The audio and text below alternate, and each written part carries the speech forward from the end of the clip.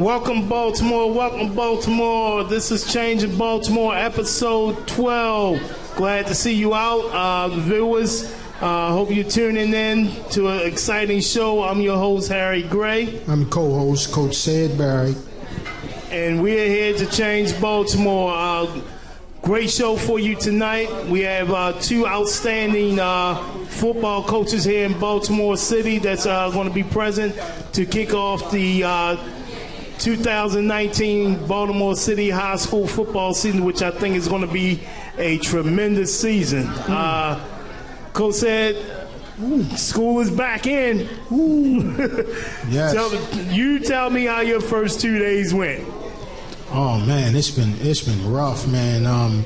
Shout out to George McMeckin and Principal Tamika Daniels, but we've been rolling. She's been getting things together, but it's been rough, man. And my school is it's an artistic school, so we get new kids in and new personalities but it's all fun.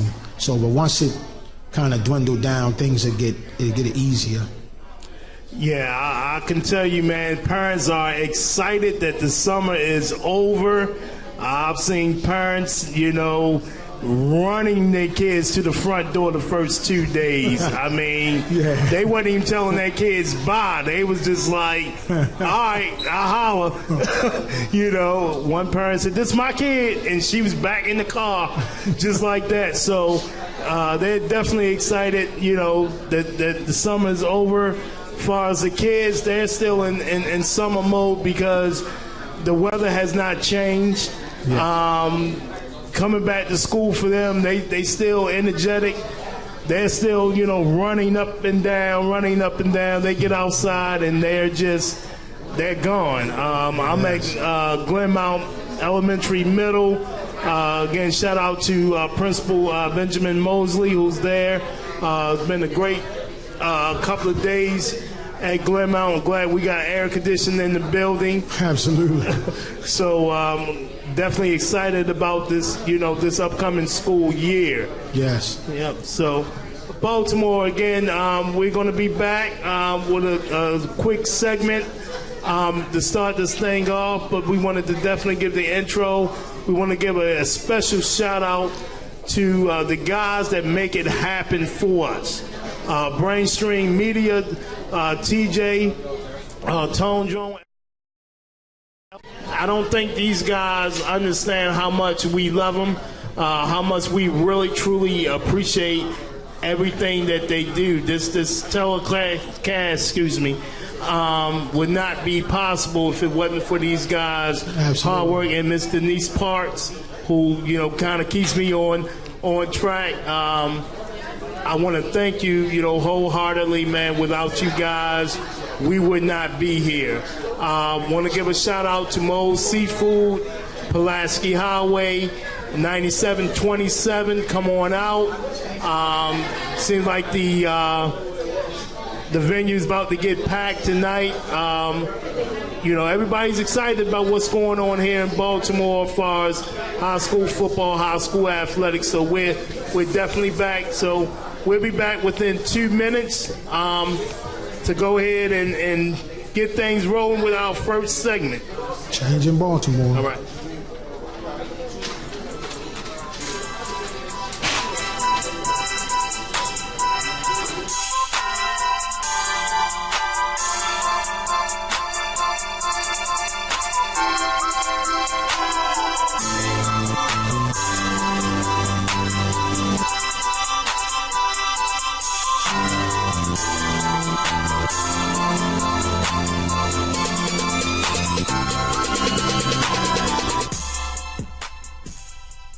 Coach Corey Johnson, Coach Lawrence Smith. Players, your parents to get maximum exposure. When it comes to any of my video footage, you only go to one person. Brainstream Media. Shout out to Brainstream Media. Shout out to Brainstream Media for doing my film. Brainstream Media. Shout out to Brainstream Media. My name is Justin Leach. We're going to Frostburg State University for football. Team Brainstream. Shout out to Brainstream Media. Best film in the state. DeWitt Doss, Emerson Westside High School, Athletic Director with Team Brainstream. Hey, this is Head Coach Julio, Head Coach at Forest Park High School. We Team Brainstream, man. Thanks a lot, Brainstream. Shout out to Brainstream Media. for giving kids the opportunity to get themselves exposed to college.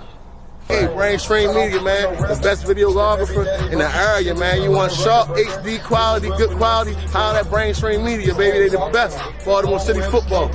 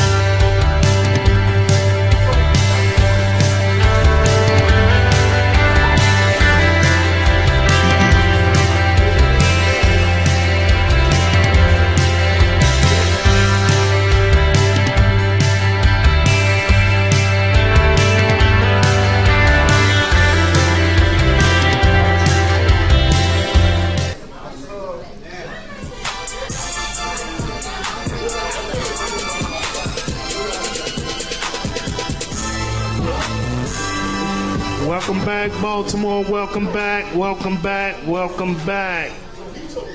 Again, I'm your host, Harry Gray. And I'm your co-host, Coach Said. Okay, we talked briefly, we opened up talking about coming back to school. For some people, that's a joyous occasion as far as coming back to school. But, you know, we had a rough summer.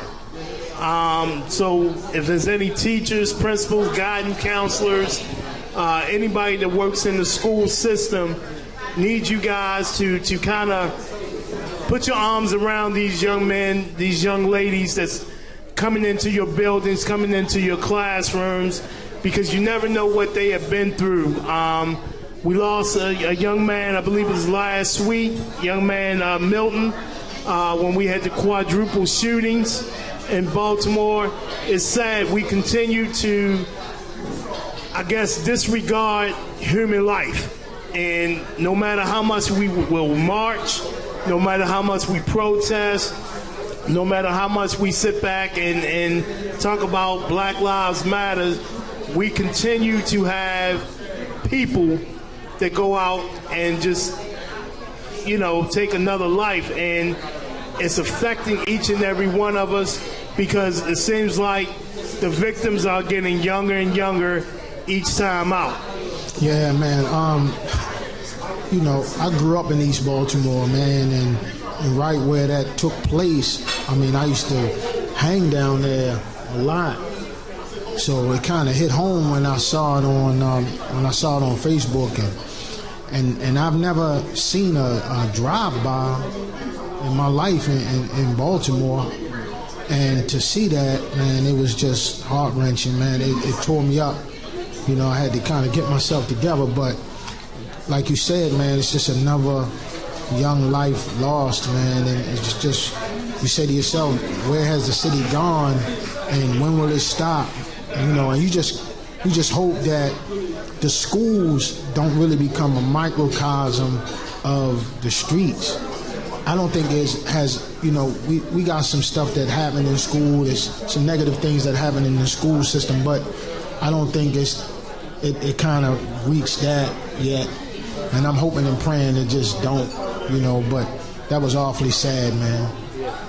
And we both work in special ed, and we have a lot of sympathy of kids that we encounter each and every day. But with me coming to a new school this year, just looking at some of these kids and looking at some of their issues and what they were actually facing the last 2 days, just coming to school, I had to kind of embrace and put my arms around a couple of the young men that I just met.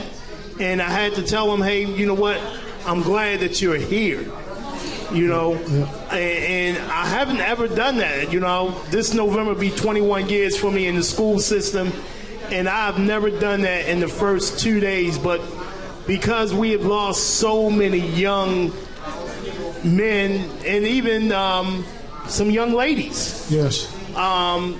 I had to kind of put my arms around them. One of the kids said to me, "I don't even know you, man. How you hugging me?" And that was day one. And I told him, I said, "Man, I'm just glad you're here." Right. You know, I'm Mr. Gray. And today he came in and he gave me a hug. I said, "What's up, Mr. Gray?" Right. So it's good to see these kids, but yes, we have issues, but as adults, we really have to sit back and we got to try to find a solution, and that's what this show is here. We're trying to do. We try to bring on guests, try to bring on people that will find a solution. As we said in our first couple of episodes, stop talking about the problem and try to find a solution. Yeah. So on actually next week, September 11th, we have Miss Angie Winder coming on. She's running for the 43rd district. So a lot of crime has been happening in the last couple of weeks in her district. So she definitely wants to talk about that and what solutions she has. On September 18th, City Council President Brandon Scott will be in the house to talk about his plan, what he's planning on doing, and what we need to do as a community to help these crimes. Absolutely. So we kind of have to go back a little bit of, you know, why we do what we do here on this show, why we trying to bring in sports. Sometimes our kids need an outlet. Yes. And if they don't have sports tied to what they're doing, they're going to get into things such as gang activity. Absolutely. They're going to be, you know, reckless. They're going to do the things that they did down in Inner Harbor. They're going to do the things that they did in East Point Mall early in the summertime, where it kind of cut out certain carnivals and things like that for our kids. So the sports definitely ties into changing Baltimore. Absolutely. And changing lives. Absolutely. Well, I just hope and pray that we keep the school or the schools a safe haven for our kids, man, because it is a safe haven. Because sometimes when you coach football, man, and after practice, you know, you got guys that really just don't even want to go home, you know, and we try to feed them and mentor them and you know, try to show them life lessons through the game of football, because it really teaches you life lessons. Yep. So does anybody have any comments, questions, any topics? You can give us a call at 410-417-7067. Excuse me. Give us a call. Let us know how you feeling and what's on your mind, Baltimore. I mean, again, we can't stay shut up in the house. We can't keep ignoring the issues that we have. Because it's kind of hitting our doorsteps right now. Absolutely. And, you know, to be on Facebook and look at some of, you know, definitely some of my peers saying, man, I lost this kid, I lost that kid, I lost a player or a former student, it hurts. And then when you go to a football practice and you asking the kid, you know, what's going on, what's wrong, and then that kid says to you, "Oh, did you hear about the shooting that happened in the Alameda Shopping Center?" That was my homeboy. I had just left them 20 minutes prior to that. So it definitely really gets to our kids, man. So we some way, somehow, we got to love our kids. Yeah. And it's a thing that it's called unconditional love. You can't sit back and say, hey, I love this kid while he's doing well, but the minute he does something that you don't approve of, you turn your back on him. You know, that's why I kind of don't like the phrase, my guy. Right. You know, a lot of coaches, a lot of people use that phrase, my guy. Well, if he's your guy, then he's your guy when he's doing bad. Thick and thin, yeah. So you got to pick him up. You got to let him know. Mm-hmm. I just had a conversation with a young man yesterday who really, he didn't do anything wrong this weekend, but he was around some guys that actually did some things wrong. And, even though I'm not coaching this year, I was still able to say, come here. And I pulled him up, and the first thing I said to him, I said, I love you, right? And he said, yes, coach, I know. And then I kind of dug into him about his activities and what he's doing and the crowd he's hanging around with. But then we were able to come up with some solutions on how he can kind of change his reputation, because right now he's not getting the good one. And I hate to see the kid actually, he's now suspended from the team because of his behavior. And, I asked him, I said, well, how many adults have talked to you? He said, well, yes, they've said something. They told me why I was suspended, but they really haven't set me down and talked to me. I said, well, this is what you're getting now. I'm about to sit down with you and tell you, what I see, where I seem like you're going. So we now want to go ahead and change the path that you're going in. Well, yeah, I had a conversation with one of mine today too, actually, and I was trying to explain, the meaning of humility to him, and to be humble, man. And he looked at me, and I told him that I love him, but I said that you gotta be humble, man, and go through life with some humility, not all the time, but most of the time, because it's rough out here, man. And you challenge the wrong person, man, and you might be dead. And they challenge the wrong person and they shoot you nowadays. So you got to kind of humble yourself and go through life, being a little easy. And the kids will actually test you. You can tell them you love them, you can tell them you care about them, but a lot of these kids will test you. A lot of the kids they may not do things maliciously, but they will do something, whether it's a phone call at 1 o'clock in the morning because they need to talk. They want to see if you're going to pick up the phone, or they may give you that text, and sometimes that text will be, what you doing? You want to text, I'm sleeping, you should be asleep. But you got to know the signs. Hey, you want to talk? What's good with you? Right. And that's what we are with our kids, man. They're not going to always do right, but once they start to do wrong, we got to steer them in the right direction. I agree. Yeah. So Baltimore, just reach out to these young men, these young ladies, man. They need us, and sometimes adults can be just as worse as the kid. All right. So we're going to go ahead, man, and we're going to get into the segment that everybody's been waiting for. This preview of the game of the week between the Dunbar Poets and the Mervo Mustangs. So we'll be back in 2 minutes with this preview. So stay with us.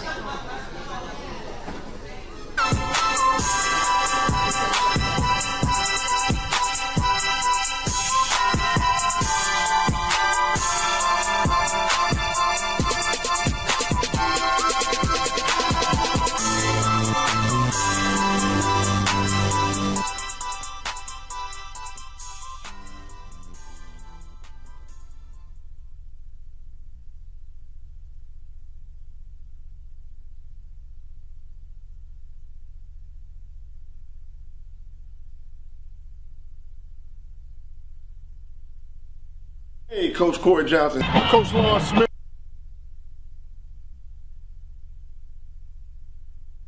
There's your parents to get maximum exposure. When it comes to any of my video footage, only go to one person. Brainstream Media. Shout out to Brainstream Media. Shout out to Brainstream Media for doing my film. Brainstream Media. Shout out to Brainstream Media.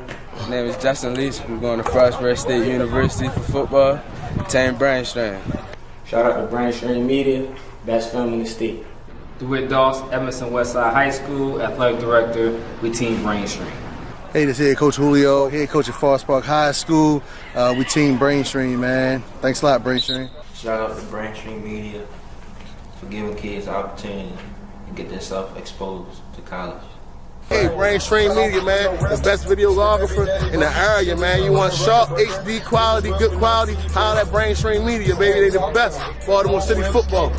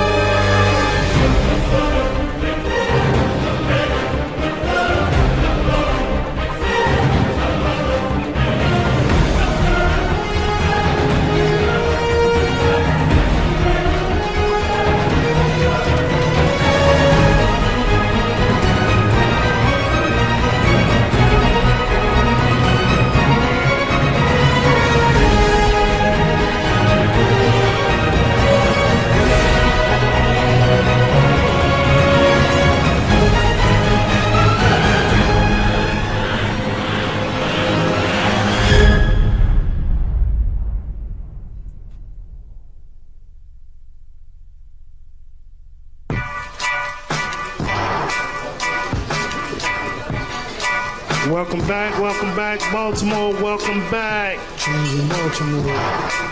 This is your host, Harry Gray. And your co-host, Coach Sid Barry.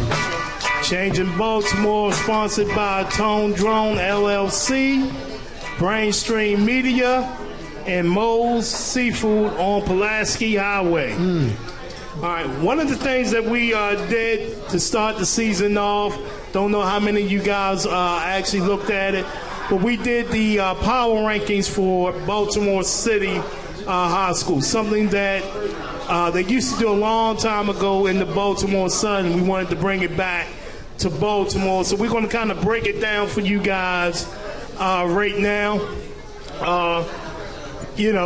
Number one in Baltimore City, we have the Dunbar Poets. I just think, with what they have coming back, along with what they have coming up from the JV program, they are the two-time defending city champs. So until somebody beat them, then they're number one. Absolutely, and great coaching staff, and they always seem to reload and never to rebuild. So they keep horses in the stable, and again, the great coaching staff and great history. Long time history there. Yep. Number two made actually surprised a lot of people. But I went with the Lake Clifton Lakers at number two. There's some Lakers in the house. and a lot of people say, well, why Lake Clifton number two, man? Well, looking at a couple of their linemen during the summertime, real big line. Looking at their schedule, it's really formidable for those guys. They had one of probably the best players in the city, in the kid Michael Gray, along with the transfer from Green Street Academy. So I just actually talked to those guys on Saturday and told them why I put them number two. Yeah, and man, Coach Money, Yeah, you know, he's a veteran. He's got the longest tenure head coach in Baltimore City. He's been around, and they've won some games, man, back in the day with Coach Money. So he's not new to being number 2. He's definitely not new to that. All right. Number 3, we have the Mervo Mustangs. They lost a lot last year with a lot of skilled positions. 3 linemen. They have reloaded. But, you know, when you have a lot of turnover, it takes about 2 years to get that camaraderie together. Mm-hmm. But again, you know, schedule makes it pretty good. They're going to be fast. They're going to be quick. But, you know, I got them at number 3. Yeah, well, again, man, Mergenthal.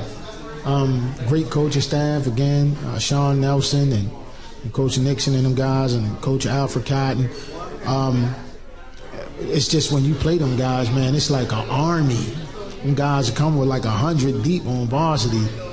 And they always bring it, and they're known for being awfully physical. I know when we was coaching at Poly, after that game, man, win, lose, or draw, we was in the ice bath. You know, it was an awfully physical game with them. All right, number 4, we have the Emerson Red Storm.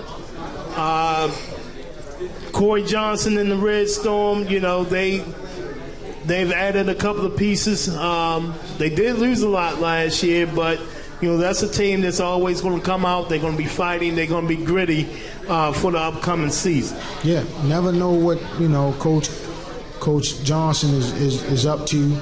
You know, he's very unpredictable. So it should be great. I mean, they should live up to the ranking. They should definitely live up to it.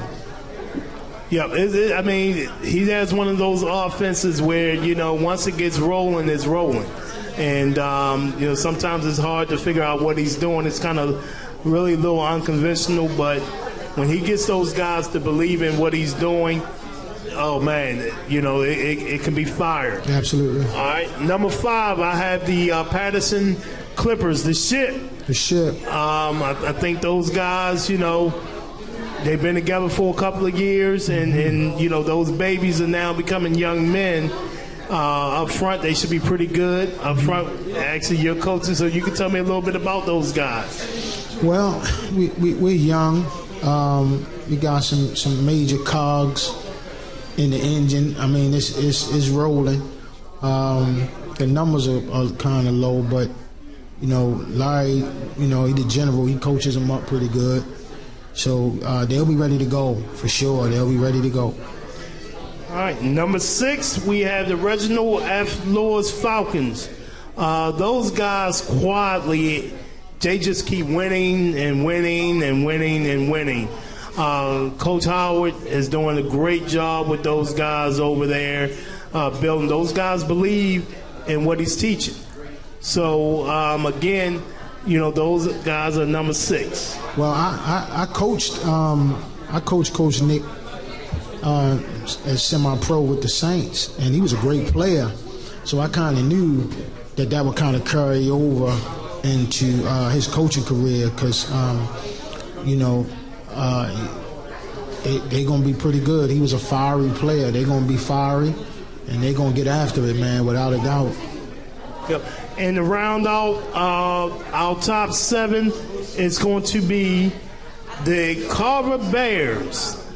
They came on the show a couple of weeks ago. They had an army. I've seen them in 7-on-7. I've seen them in scrimmage games, and those guys seem like they're really ready. They're buying into the new coaching staff. So, again, I have those guys at number 7. Again, great history with Coach Sody White over there and Coach Shell. They bring a lot of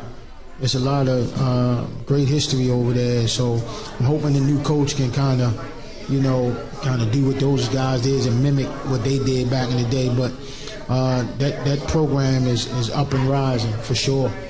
All right, so if you have any questions, any comments for us, man, the number is 410-417-7067. We will be right back with the Dunbar Poets and the Mervo Mustangs.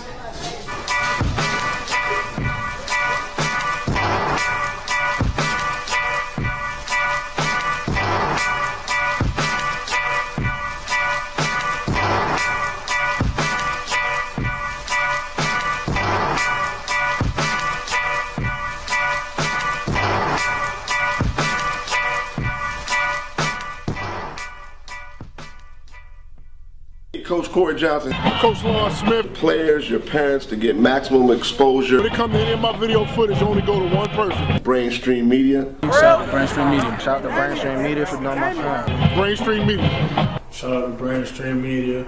My name is Justin Leach. We're going to Frostburg State University for football. Team Brainstream. Shout out to Brainstream Media, best film in the state. DeWitt Doss, Emerson Westside High School, athletic director with Team Brainstream. Hey, this is head coach Julio, head coach at Forest Park High School. We team Brainstream, man. Thanks a lot, Brainstream. Shout out to Brainstream Media for giving kids the opportunity to get themselves exposed to college. Hey, Brainstream Media, man. The best videographer in the area, man. You want sharp, HD quality, good quality, holler at Brainstream Media, baby. They the best. Baltimore City football.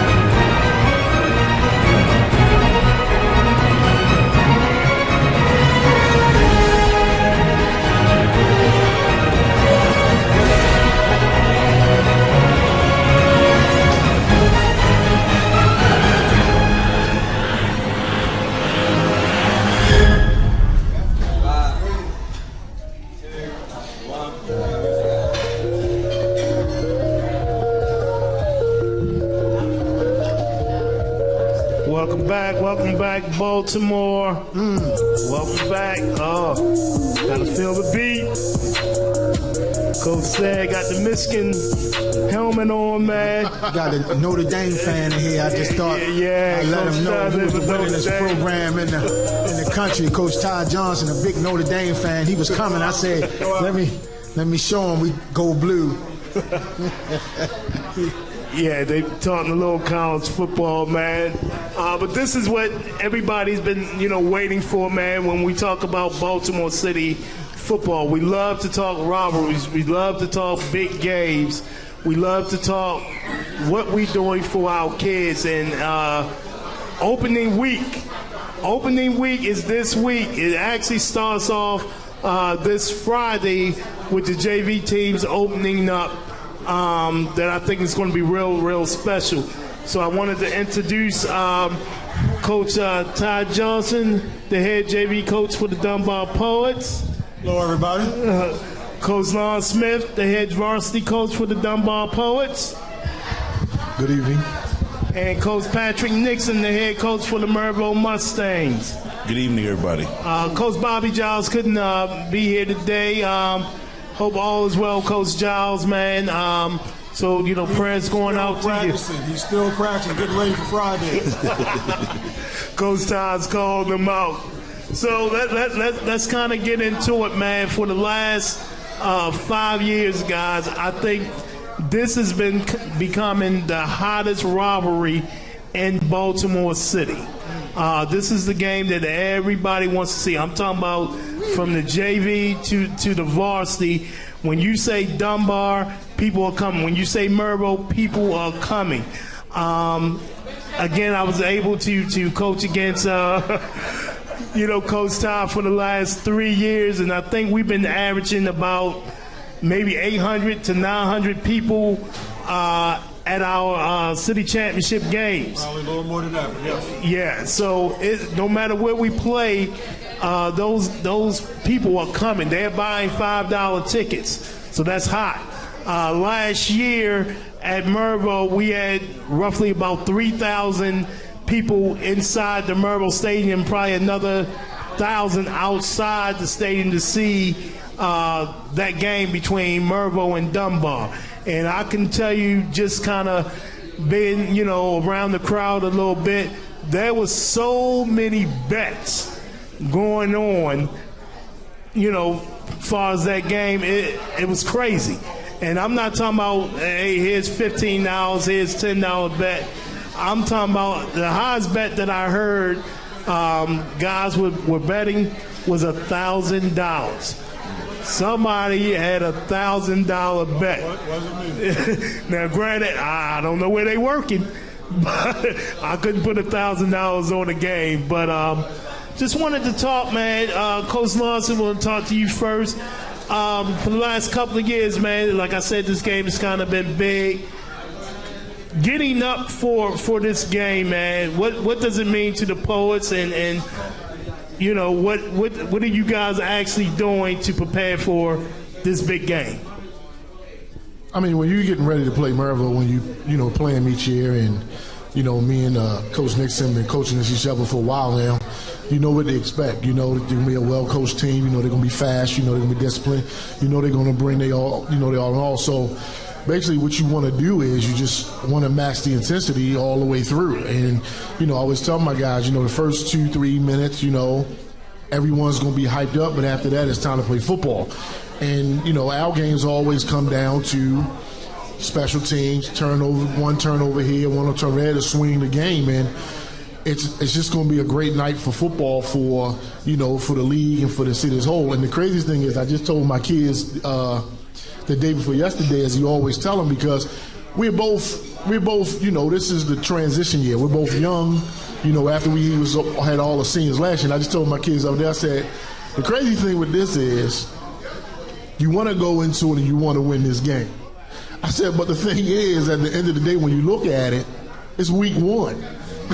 I told my guys, I said, yeah, we want to go in and win, but understand when the game is over, if you're going to give me this intensity here, I need the intensity the rest of the season the same way you're going to do here. Don't put everything into this game, win, lose, or draw, and then you're done for the rest of the year. And that's what you got to tell these kids going into this type of game week one. Yep. Coach Nixon? Question, man, how are you guys preparing, man, for this big game and what it means to the program? Wow. So, I'm going to echo a lot of what Coach Lawrence said. The last few years, Dunbar has been our city champ, and we kind of have taken on the motto of you want to be the best, you got to beat the best. I mean, they are the reigning champ, 2-time city champs, and so we really just been trying to focus on not making this game too big of a game, not getting caught up in all the hype and all the media attention that it deserves. But at the end of the day, like Coach Lawrence said, it's going to, after all the hype dies down, it's going to come down to who can tackle, who can throw, catch, run, and who can lock in and handle and know their assignments. So got a young group and, got some new pieces, and we're just really trying to work on just being fundamentally sound. Both of y'all are really kind of underplaying it. We know, honestly and truthfully, the bottom line is the city champion, I believe, and I can say this because I'm not coaching, is going to come out of this game, week one. These are, that I believe, the two strongest teams in Baltimore. Unless injuries, fatigue, or something happens, the team that wins this game should go undefeated through the regular season. Now, and as we said, every kid is going to be hyped up for this week one game. can you withstand that going all the way into the playoffs? Because a lot of energy is going to be put out for this game. So when you go to look at week 2, it's almost like, okay, hey, we done played our strongest opponent. We done played our rival. Week 2 game, we may not be up. So how are you going to keep those guys up? I mean, that's what we got to do. When you're talking about, it's a turn. When you're talking about last year, when you had Terry Jones and Shell and Andre Brandon and those guys who were seniors who have been to the mountaintop and did what they wanted to do. Everyone knows the mystique and the power and all the hype around this, but I can sit here and say I don't know if Nixon can.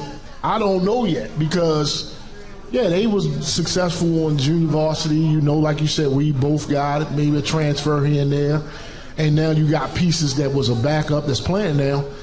Are they going to be able to walk into it? Because we already know it's going to be a packed house up Poly on Saturday.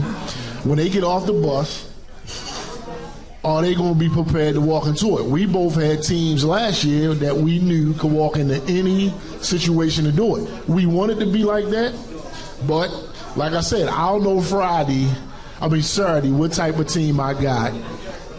Are we going to be able to sustain this for the rest of the season? Coach? Well, yeah, same issue. So when you look at our team, I know we had 9 starters leave our program for graduation on defense. So we're only returning 2 starters. I don't know what I have. I'm only returning 4 starters on offense. So yeah, I don't know what I'm going to have until we actually get out there. It's a little scary, facing a team like Dunbar week 1, and you don't know what you got. But it's exciting at the same time. It's a great challenge. One of the things we try to do, we try to set goals, and our goal was to go 1-0.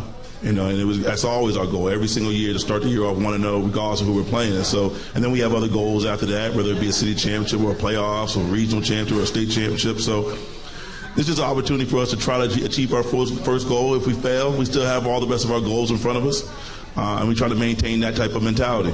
That we have it's not just one goal, it's not just to be Dunbar, but we have other goals out there that we want to try to attain if we have to resort to those other goals. And the last part of that, Coach Hart, I want to tell you, we had a team meeting the other day, and so we were sitting around talking about things, and you've been coached over 25, 30 years. I had a 30-year-old man at the Crafties the other night. He said that you coached him up northern, so you've been coaching a while. So when you got a young team, I said the other day, we were talking and I told him, I said, with all of the championships and everything else, I said, let me tell y'all this. I said, only been undefeated one time. I said, most of those, I can tell you, I said, more than 3/4 of the times I lost the first game of the year. And they all started looking like, are you serious? I said, I just wanted to let you know, we going in this to give our all. We going into a dogfight, but understand, week 1 don't define the season. I need you to understand that we still have 8 more regular season games after week 1 to play after Maryville. Yeah. And that's what young guys need to understand. Well, I remember Coach Wren used to say you can only get up for 3 games a year. I don't know why he said 3. I don't know where that number came from. But he said you get your team up for 3 games a year. And unfortunately, this week, Maryville and Dunbar got to get their team up for this one of 3 in this year. But I just wanted to say, man, that when you go through the Baltimore City League, it is tough, man. People think that it's like easy or something, but it's tough to win Baltimore City, man. I just think that we don't promote it enough, the Baltimore City champion. I just don't. I think that it should be celebrated because that is tough as hell, man. It's tough, man, winning this league. Oh, yeah, it's definitely, and that's one of the things that we're trying to bring out, man, to show everybody that there's great football to be played in Baltimore City. But when you have a program, and I'm not just talking about a good varsity team, I'm talking about when you have a program, it starts with the young guys. It starts with your JV, and we have Coach Todd Johnson here, who has won the last at Dunbar the last 3 city championships on the 4. Is it 4? Yes, it's 4. He beat me 3 times. I'm thinking about how many times he beat me. So it's 4. It's 4, but I think all together you had what? You got 6 in a row? 6 in a row. See, I got that number right. 2 at Douglas. 2 at Douglas. So he's on a win streak. He you know, bottom line, but that's the building blocks of a program. So Coach Ty, you know, how have you been able to sustain the success on the JV, which translates to success on the varsity? So real simple. Our perspective as JV, our job is to get the kids ready for varsity football. Okay? So at the end of the year, I'm going to be measured how close I get these kids to be varsity ready. And so the challenge for us is we're going to play championship caliber in practice, in scrimmages, and in games. So that's the philosophy that we take into each season and getting these kids ready for varsity. They actually think that tomorrow Coach Lawrence is going to call them up. And so they got to play at a championship level at any time because they can be called up at any time. And so from the JV coach perspective, that's why I think that we've been successful, because we've challenged these kids to be ready for the next level from day one. And let me tell you something, man. You know, for you guys, it's a little different where, you know, you have the city championship. Right. So week 1 for you guys, it's like, okay, yeah, we want to go out, we want to win, but if we don't win, we're going to win enough games where we're going to see that team again in week 10. Exactly. So what we've been preaching all week, the only reason that Friday's a big game, because it's the next game on the season, next game on the schedule. And that's how the kids are looking at it. We can't get too hyped over the one game because we get a long season. You know, we got Digital Harbor next, and then, you know, Poly City, Maryville. I mean, we got Forest Park on the schedule. We've never played them. So we've got to be able to sustain our energy for a whole season. So we're looking forward to Friday, but, you know, it's just a game for us. And you know, some people may be looking and say, hey, you know, you have JV coach out here. Is that the big game of the week? 3:45 Friday at Maryville. It's going to be probably about 1,100 people at that game, as long as it doesn't rain. So if the weather is nice, it's going to be 1,100. I mean, that's the precursor to that varsity game Saturday night. I honestly feel, Coach said, you can tell me how you feel. This is like a city championship game week 1, a state championship game week 1. I'm talking about the hype, the hoopla. If we had the stations that can put this on Fox 45 or 54, this is the game that everybody would be watching. Absolutely, man. Well, Coach Ty said it lightly, but I know when I coached at Poly, we got up to play Dunbar, man. Dunbar is the apex of Baltimore City. I mean, they have proven that year in and year out. So when teams get up, or the week leading up to the Dunbar game, it's a lot of anxiety. Practices is real intense, you know. So it's just not a game. I don't think, not to the Maryville guys. I just think that it's bigger than that. And I just, like you said, with Baltimore City football, I just think that all 3 games Saturday is going to be barn burners. I mean, you know what Larry and his staff is going to bring, and you know, and City's been pretty competitive, and that's going to be a game in itself. And like you said, Lake Clifton returned a lot, and we scrimmage Carver. And I think that that's going to be a great football game also. So I just think Saturday is going to be a great day out at Poly. Yeah, and I mean, I think that's where Baltimore City football, I think that's where we need to go. I know we've been talking, Coach said and myself and through other people, that we need to have these rivalry weeks. Everybody talk about the Poly City. Well, what if you sit back and you put the Poly City, the Dunbar Emerson, or the Dunbar Maryville, the Dunbar Patterson, the Maryville Emerson, the Douglas Carver. You put all those games in one day. I think that would shut